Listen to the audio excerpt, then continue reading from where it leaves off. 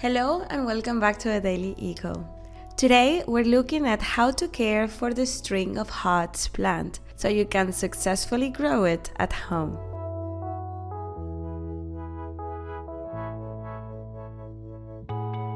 Ideal location. String of heart is typically grown as a houseplant as it needs plenty of bright but indirect light.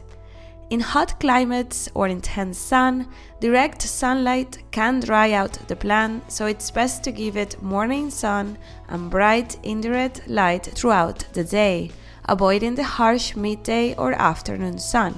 In the northern hemisphere, a south-facing spot works best, while in the southern hemisphere, choose a north-facing location. Also, make sure to use a pot with drainage holes so excess water can escape after watering. Suitable climate. This plant thrives in temperatures between 60 and 70 degrees Fahrenheit or 16 to 25 degrees Celsius, though it can briefly tolerate temperatures as low as 43 degrees Fahrenheit or 6 degrees Celsius. Thanks to its drought tolerance, it's particularly well suited to heated homes, which can be challenging for many other houseplants. Watering requirements. As a succulent, this plant doesn't need frequent watering. Like most succulents, it's better to underwater than to overwater. If your plant needs water, you'll notice the leaves and stems becoming less plump and slightly wrinkled.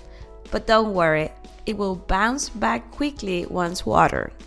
Overwatering is much more dangerous, often leading to root rot, which can seriously harm or even kill the plant.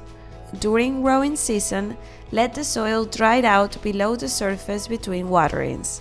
Check by inserting your finger or a wooden stick into the soil. In winter, water even less frequently. But before we continue, let's put your knowledge to the test. Where is the string of hearts native to? South Africa, Australia, Southeast Asia. Think about it carefully because at the end of the video you can check if you were right. Soil and fertilizer. This plant isn't picky about soil. The key is excellent drainage to prevent waterlogged roots. A cactus or succulent mix works well.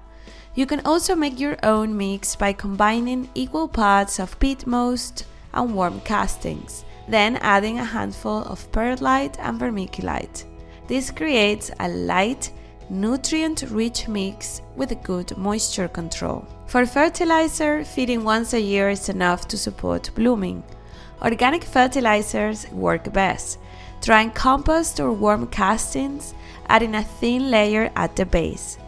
Other natural fertilizers like crushed eggshells or banana peels also work well. Pruning and propagation. If your string of hearts gets too long, feel free to trim it with clean, sharp scissors. Early spring is ideal. This is also the perfect time to take cuttings for propagation, which is simple and usually very successful, like with most succulents. And going back to the question we asked you before, the correct answer is A. The string of hearts is native to South Africa. Well, that's it for today. Thank you for watching. As always, don't forget to give us a like and subscribe to our channel for more gardening videos like this one.